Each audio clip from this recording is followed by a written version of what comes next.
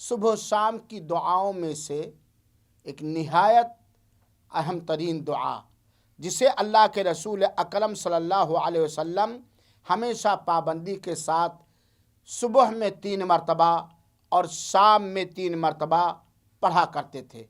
اے میرے مسلمان بھائیوں ساتھیوں، یقیناً ہم میں سے ہر ایک آدمی جو عقل مند ہے، چاہے وہ مرد ہو عورت، دنیا اور آخرت کے ہر نقصان سے بچنے کی کوشش کرتا ہے، سنگھرش کرتا ہے۔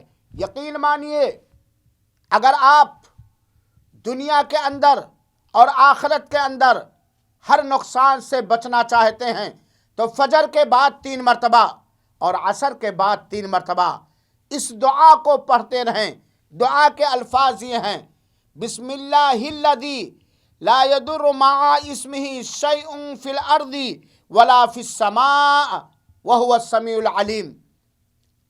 دعا کا مختصر ترجمہ یہ ہے کہ اللہ کے نام سے، جس کے نام کے ساتھ زمین اور آسمان کی کوئی چیز نقصان نہیں پہنچا سکتی۔ اور اس دعا کے پڑھنے کا فائدہ یہ ہے کہ اگر کوئی شخص صبح میں 3 مرتبہ اس دعا کو پڑھ لیا اور شام میں اس دعا کو پڑھ لیا تو انشاءاللہ العزیز اللہ کے وعدے کے مطابق اسے کوئی چیز نقصان نہیں پہنچا سکتی ہے۔ یہ دعا بڑی اہم ہے، لہذا میرے مسلمان بھائیوں اور ساتھیوں، میری ماں اور بہنوں، ہم اس دعا کو یاد کر لیں۔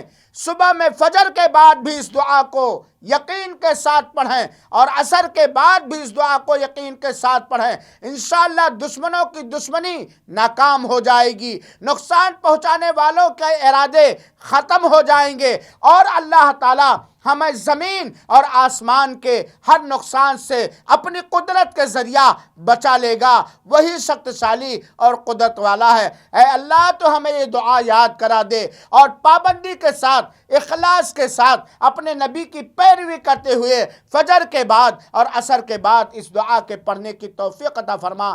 آمین۔ والسلام علیکم ورحمۃ اللہ وبرکاتہ۔